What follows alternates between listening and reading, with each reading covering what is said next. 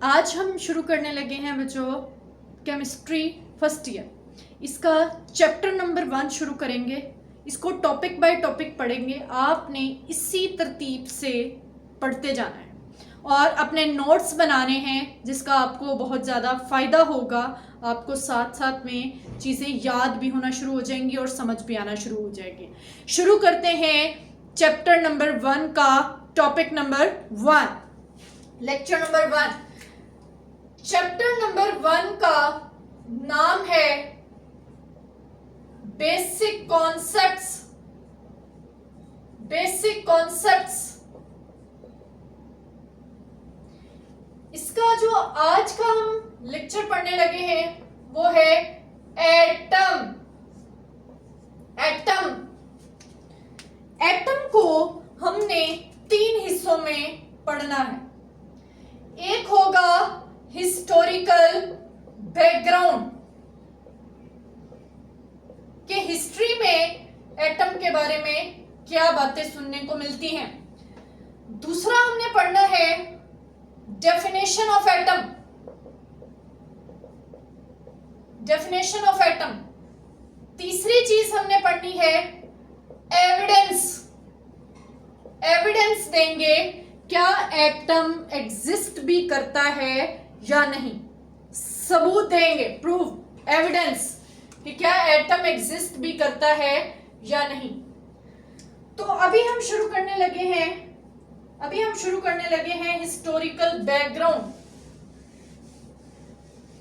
Historical background. तो ready, historical background. Historical background. Historical background में हम देखते हैं सबसे पहले एटम के बारे में जिन लोगों ने बात की वो कौन थे। सबसे पहले जिन लोगों ने बात की बेटा वो थे ग्रीक फिलोसोफर्स।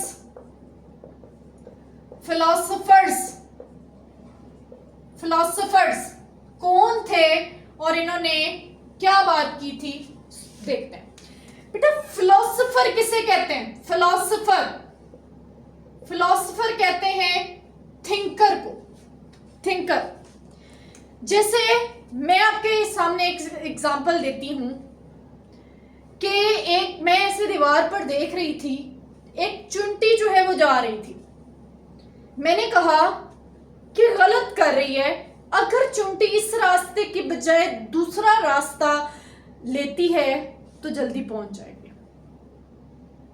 मैंने क्या किया बेटा, मेरे पास इसका कोई एविडेंस नहीं है, मैंने सिर्फ सोचा और बात कह दी,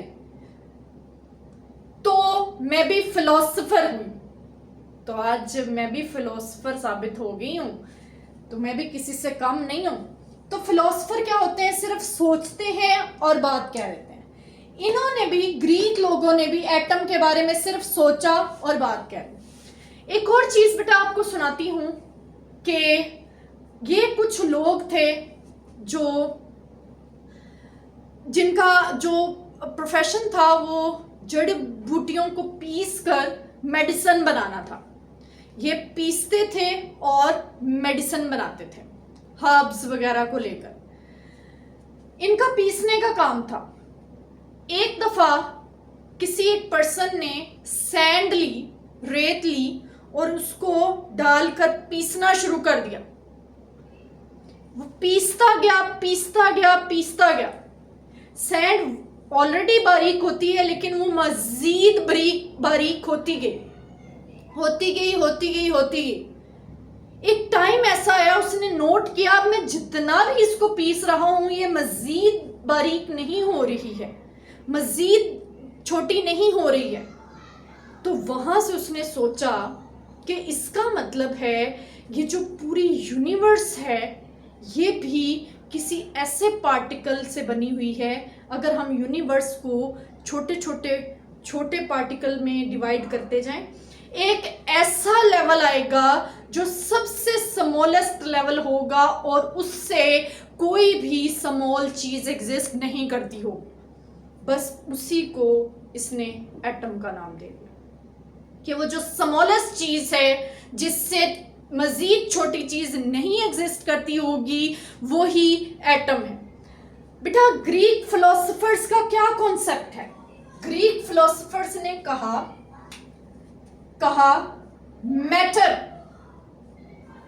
matter could be divided into smaller and smaller particles। कि मैटर को जब हम डिवाइड करते हैं तो वो छोटे छोटे हिस्सों में डिवाइड होता जाता है। To reach a basic unit, फिर एक ऐसा वक्त आ जाता है, एक ऐसा लेवल आ जाता है, to reach a basic unit. अब वो बेसिक यूनिट मजीद डिवाइड नहीं हो सकता, विच could not be further subdivided, जिसको हम मजीद डिवाइड नहीं कर सकते। ये था ग्रीक फिलोसोफर्स का कॉन्सेप्ट। इन्हीं में से एक पर्सन था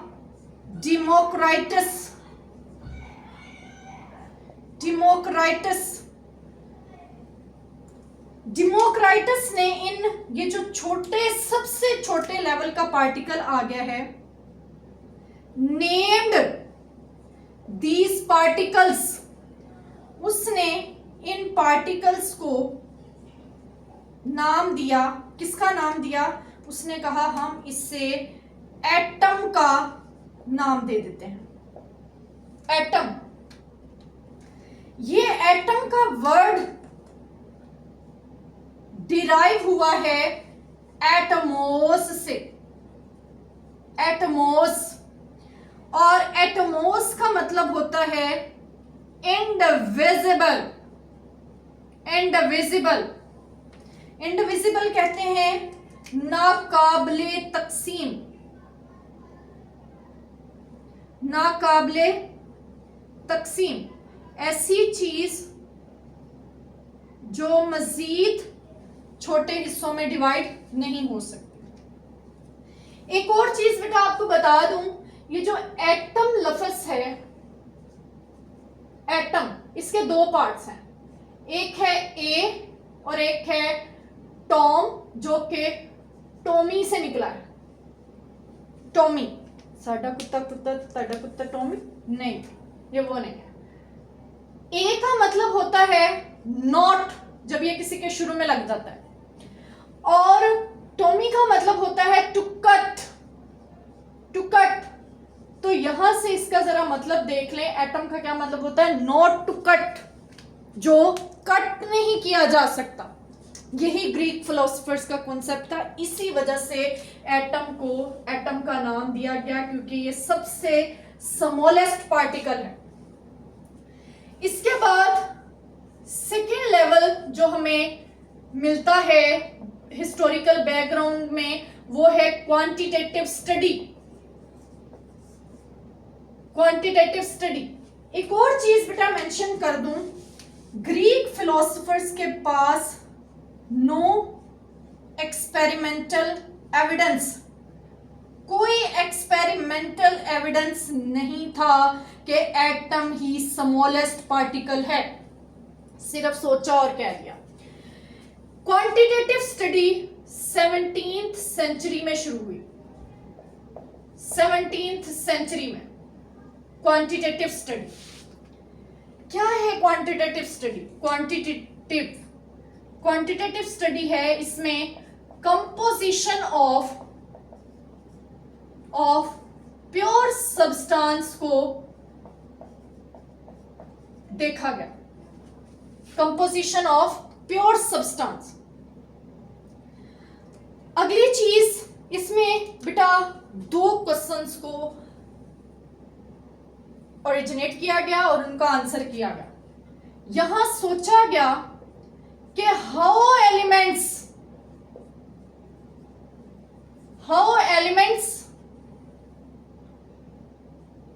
combined to form a new compound, how elements combine to form a new compound, elements कैसे मिलकर एक नया कंपाउंड बनाते हैं। एक इस बात के बारे में सोचा गया, मींस कैसे, कि कैसे हाइड्रोजन और ऑक्सीजन मिलकर वाटर बनाते होंगे, elements combine to form water. दूसरा क्वेश्चन यहां ये ओरिजिनेट हुआ कि how compounds could be broken into their constituents, means वही एक एग्जांपल ले लेते हैं, वाटर को ब्रेक करें तो वो अपने एलिमेंट्स में, अपने कॉन्स्टिट्यूएंट में कैसे कन्वर्ट होता है। वाटर को ब्रेक करें वो कैसे हाइड्रोजन और ऑक्सीजन में कन्वर्ट होता है। ये देखिए क्वांटिटेटिव स्टडी, पहले सिर्फ सोच लिया गया कि एक छोटा पार्टिकल है उसे एटम कह दिया गया, अब देखा जा रहा है कि एलिमेंट्स कैसे मिलते हैं, कैसे कंपाउंड बनता है, कंपाउंड से एलिमेंट्स कैसे बनते हैं। तो सेकेंड स्टेप में ये हमें हिस्टोरिकल बैकग्राउंड में मिला। थर्ड जो है वो हमें एक बहुत इंपॉर्टेंट चीज मिलती है, वो है Dalton's work. Dalton's work, Dalton कौन था? Dalton English school teacher. बच्चे सोच रहे हैं वो इंग्लिश पढ़ाता था तो उसने साइंस की बातें कैसे की? नो, इंग्लिश मीन्स वो अंग्रेज था। इंग्लिश स्कूल टीचर, इसने बेटा जो काम किया वो है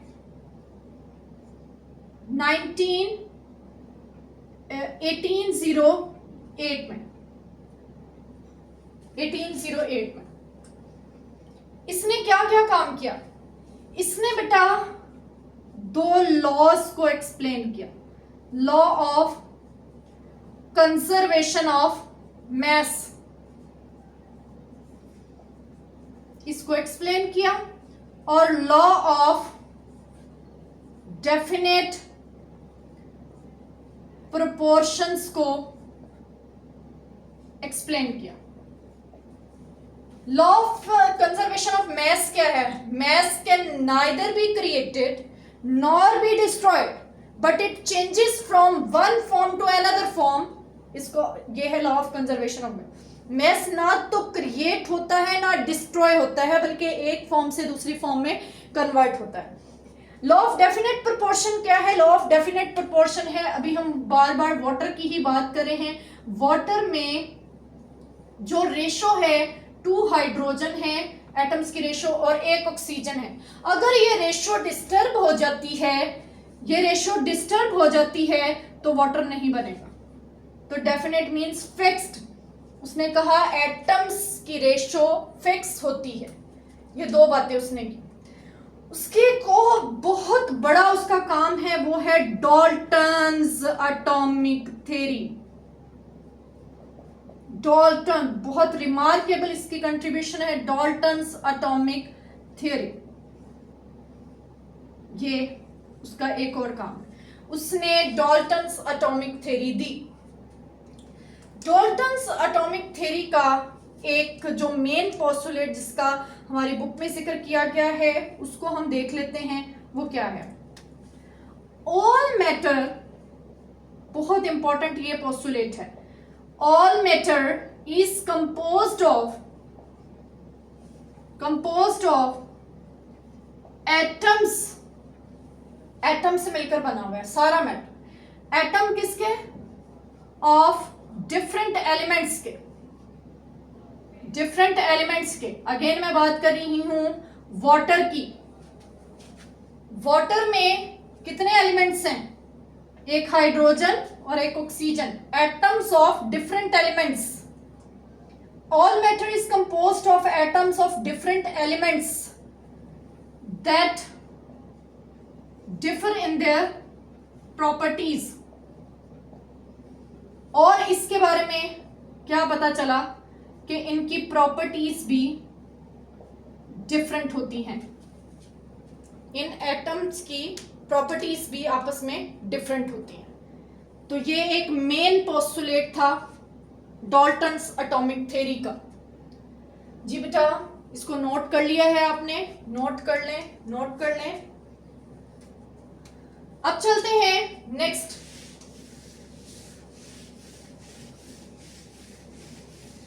अगला है डाल्टन्स एटॉमिक थ्योरी को गलत साबित करना। उसने कहा all matter is composed of smallest particles called atom which can not be further subdivided. उसने कहा सारा मैटर छोटे छोटे पार्टिकल से बना हुआ है, जिसे एटम कहते हैं, जो कि फर्दर से डिवाइड नहीं हो सकता।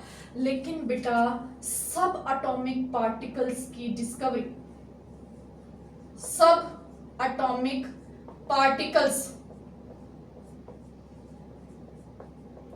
सब एटॉमिक पार्टिकल्स की डिस्कवरी ने डाल्टन्स को गलत साबित कर दिया।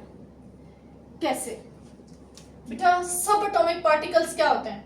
सब मींस अंदर, एटम के अंदर पाए जाने वाले पार्टिकल्स। मोर देन डिस्कवरी हुई, आहिस्ता आहिस्ता आहिस्ता आहिस्ता डिस्कवर होते गए मोर देन 100 पार्टिकल्स देखे गए एटम के अंदर, मोर देन 100, जिनमें से कुछ के नाम भी मैं आपके सामने लिख रही हूं, जिनमें से थे इलेक्ट्रॉन, प्रोटॉन, न्यूट्रॉन, इसके अलावा न्यूट्रिनो, इसके अलावा एंटी न्यूट्रिनो, इसके अलावा हाइपरॉन और बोसॉन एटसेट्रा। बहुत सारे पार्टिकल्स देखे।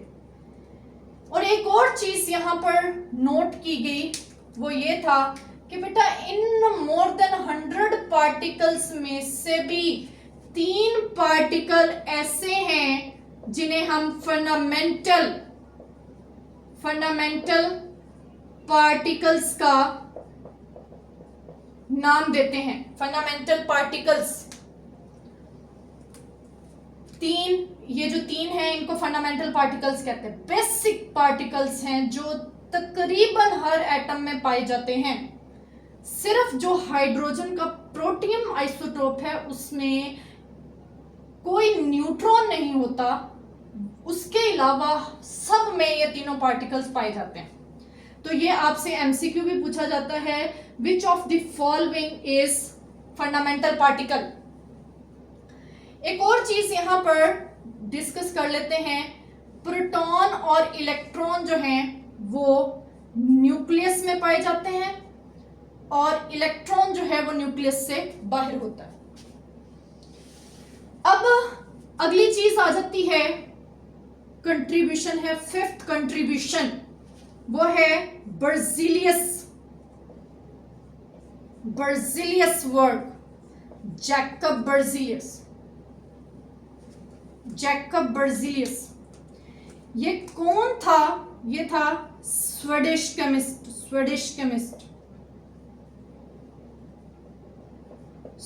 केमिस्ट। नाम था इसका जैकब बर्जीलियस। ईयर है इसका 1779 से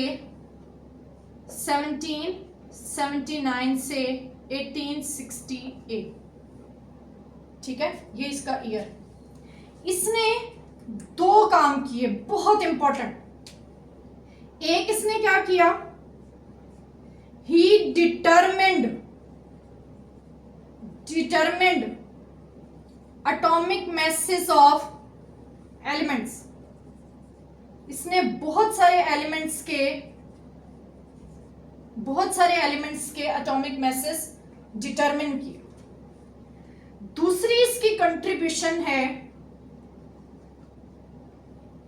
हाइड्रोजन को H, कहाँ हाइड्रोजन लिखते रहेंगे, सोडियम को Na, ऑक्सीजन को O। ये क्या है, सिंबल्स। पहली बार सिंबल्स का कॉन्सेप्ट जे बर्जीलियस ने इंट्रोड्यूस करवाया। He developed a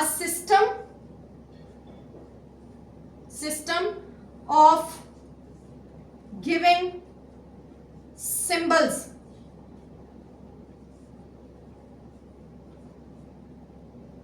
to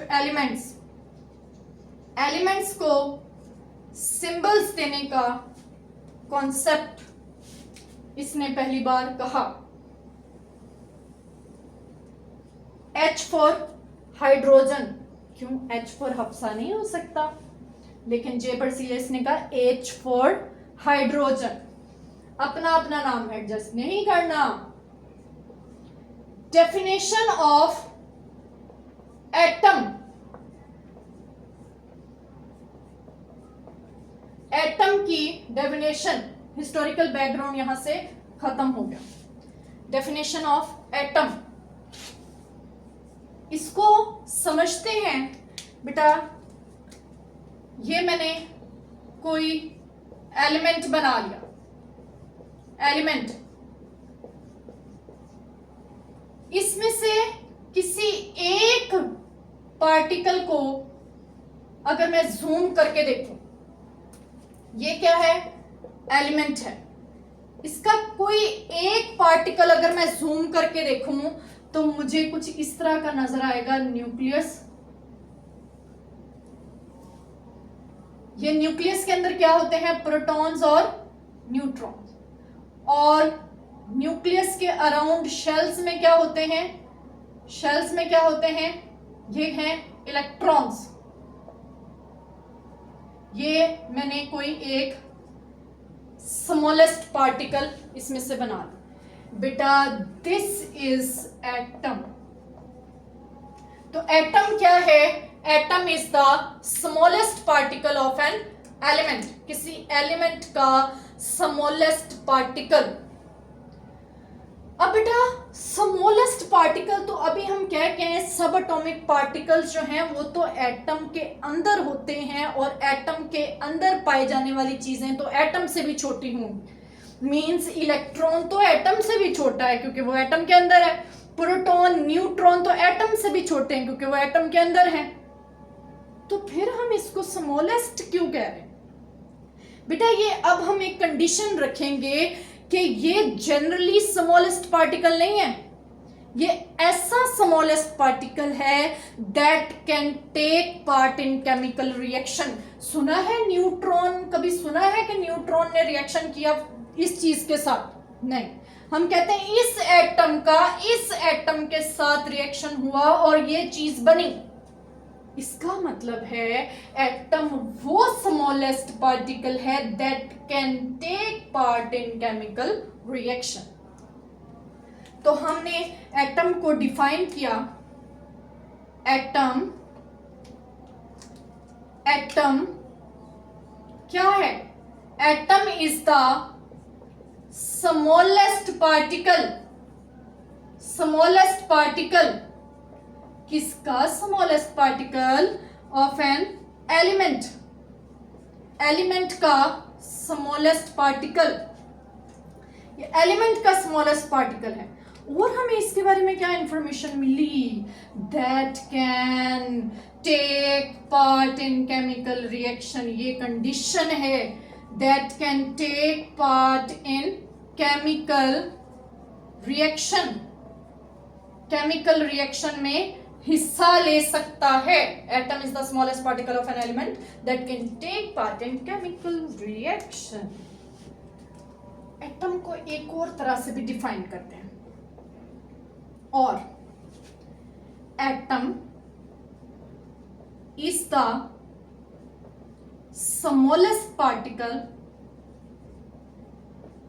smallest particle of an element, दो बातें और हमें समझ में आएंगी। देखने को मिले। एटम वो स्मॉलेस्ट पार्टिकल है, वो स्मॉलेस्ट पार्टिकल है दैट कैन एग्जिस्ट या मे एग्जिस्ट इंडिपेंडेंटली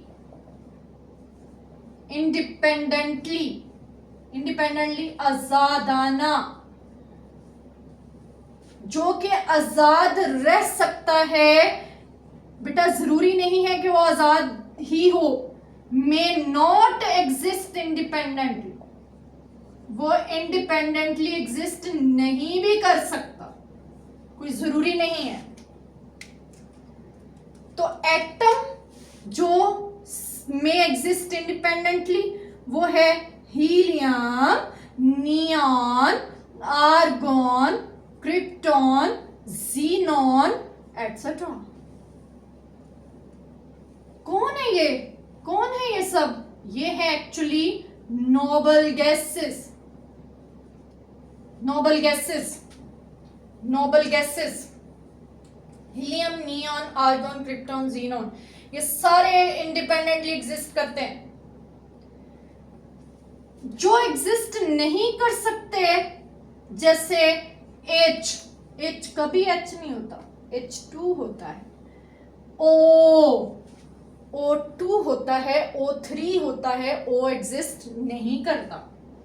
Cl कभी Cl एग्जिस्ट नहीं करता, Cl2 होता है, HCl होता है।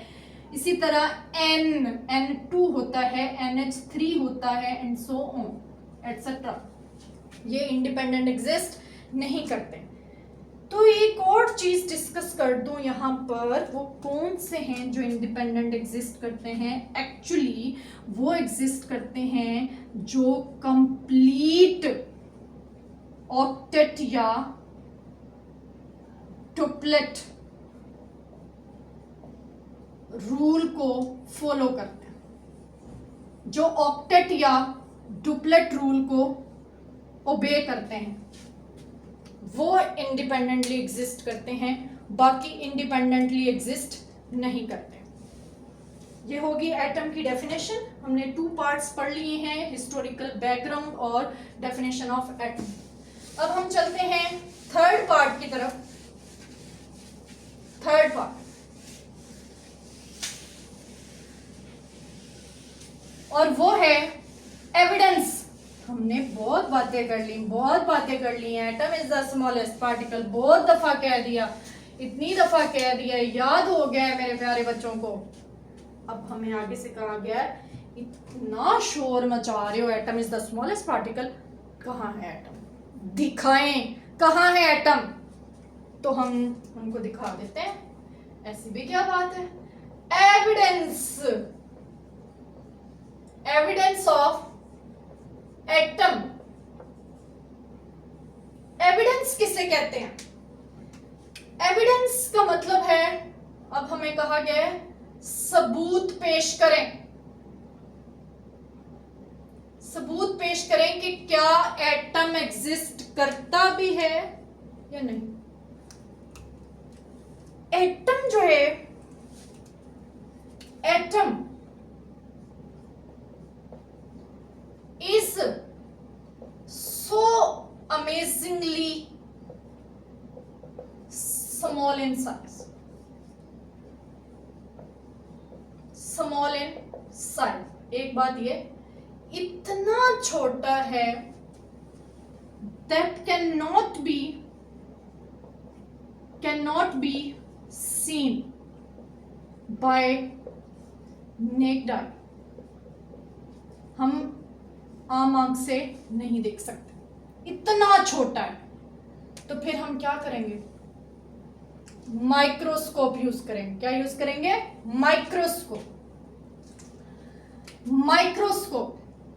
चले आए बेटा, माइक्रोस्कोप यूज कर लेते हैं। माइक्रोस्कोप 2 तरह से होती है। एक है ऑर्डिनरी ऑप्टिकल माइक्रोस्कोप,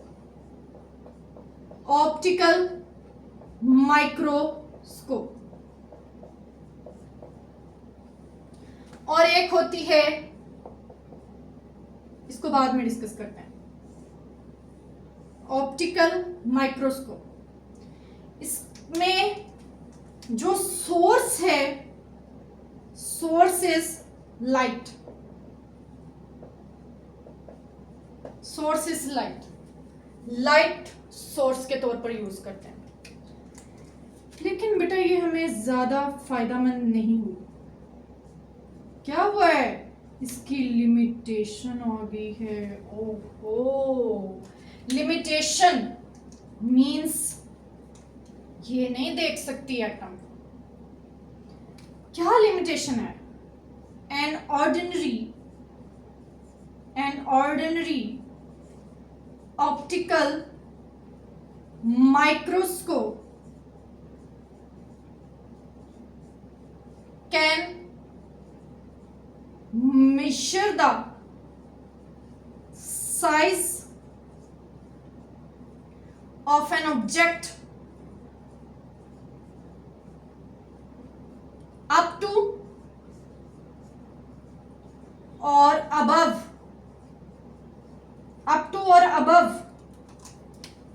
500 नैनोमीटर।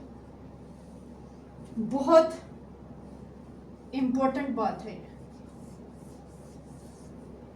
ये आपका किम बन गया, ये एमसीक्यू में पूछा जाता है। 500 नैनोमीटर तक ये ऑप्टिकल माइक्रोस्कोप देख सकती है, इससे छोटा साइज ये नहीं देख सकती। बट एटम का साइज था 0.2 नैनोमीटर, तो ये कहाँ देख सकती है? ये नहीं देख सकती, ये नहीं देख सकती यहां से। तो यहां पर ये प्रॉब्लम आ गया। फिर हमें कोई और माइक्रोस्कोप का सहारा लेना पड़ा। एक और माइक्रोस्कोप हमें नजर आई, electron microscope.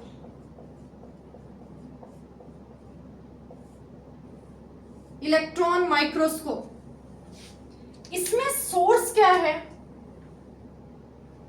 Source is electron beam source है, और wavelength of electron is 0.1 nanometre,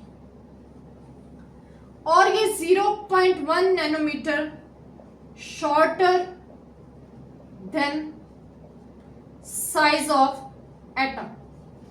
सो हमारा मसला हल हो गया। ये एटम के साइज से छोटी है, इसलिए हम इलेक्ट्रॉन माइक्रोस्कोप से एटम को देख पाए। एटम कैसा नजर आया देख लेते हैं। एटम नजर आया कुछ इस तरह से।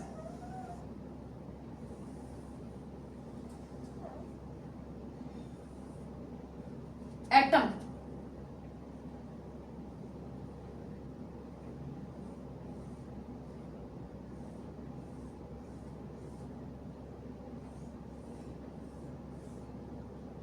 एटम इस तरह से। अब आप कहेंगे इसमें एटम कौन सा है? सोच में पड़ गए हैं।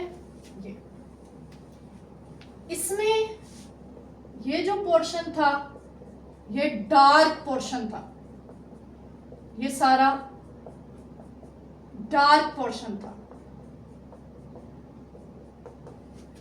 डार्क और लाइट। ये जो लाइट बैंड्स हैं ये कार्बन का है बेटा। Light bands represents carbon atoms को रिप्रेजेंट कर रहे हैं।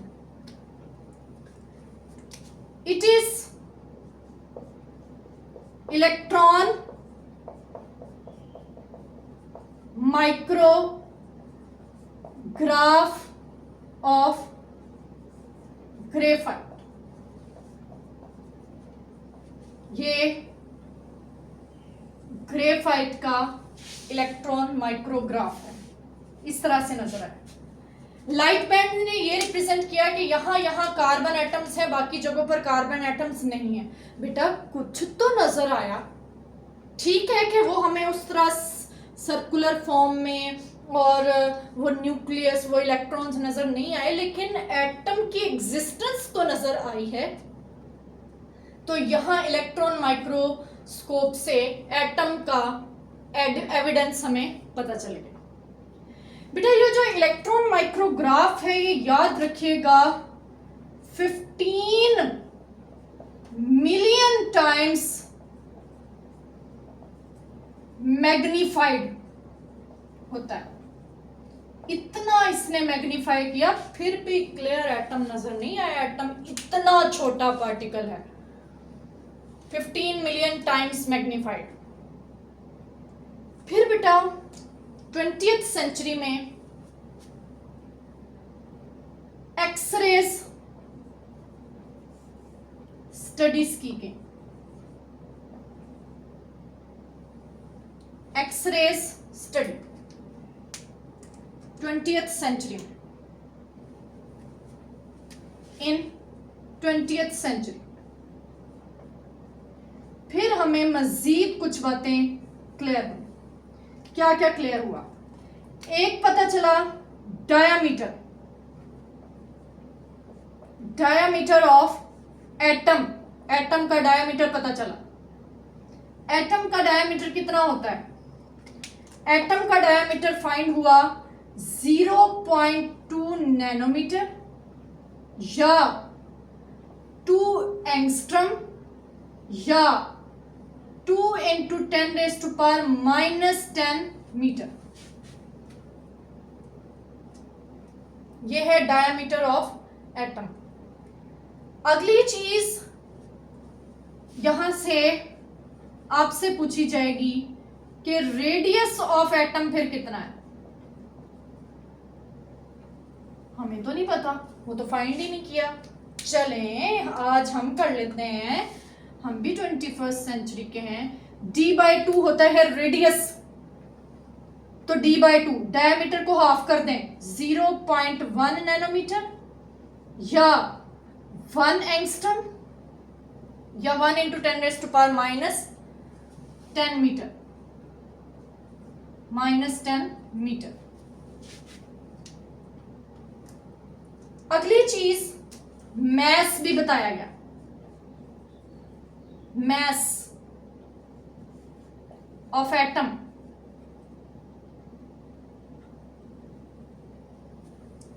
mass of atom फाइंड हुआ 10⁻⁻27 से 10⁻⁻25 किलोग्राम्स। और बाद में हम पढ़ेंगे कि एटॉमिक मास को हम AMU से रिप्रेजेंट करते हैं। AMU क्या है ये आपको नेक्स्ट लेक्चर में पता चल जाएगा। तो बेटा इसको नोट कर लें, आप इसको नोट कर लें अच्छे से। एक लास्ट पर कंक्लूजन निकली,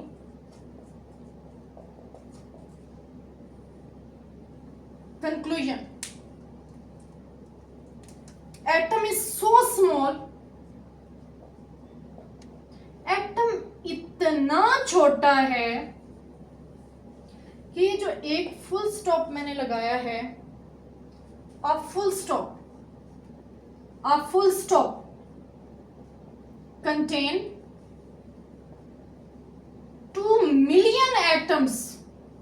इसमें 2 मिलियन एटम्स हैं सिर्फ एक फुल स्टॉप में, वो फुल स्टॉप जो हमें नजर भी नहीं आ रहा। ये कंक्लूजन निकली जी। बेटा इसको नोट कर लें। एटम के बारे में कंप्लीट एक लेक्चर मैंने आपको दे दिया है। ये था बेटा एटम। एटम का हमने हिस्टोरिकल बैकग्राउंड, डेफिनेशन और एविडेंस पढ़ा। नेक्स्ट लेक्चर होगा मॉलिक्यूल का। हंसते रहें, मुस्कुराते रहें, खुश रहें और पढ़ाई करते रहें। अल्लाह हाफ़िज़।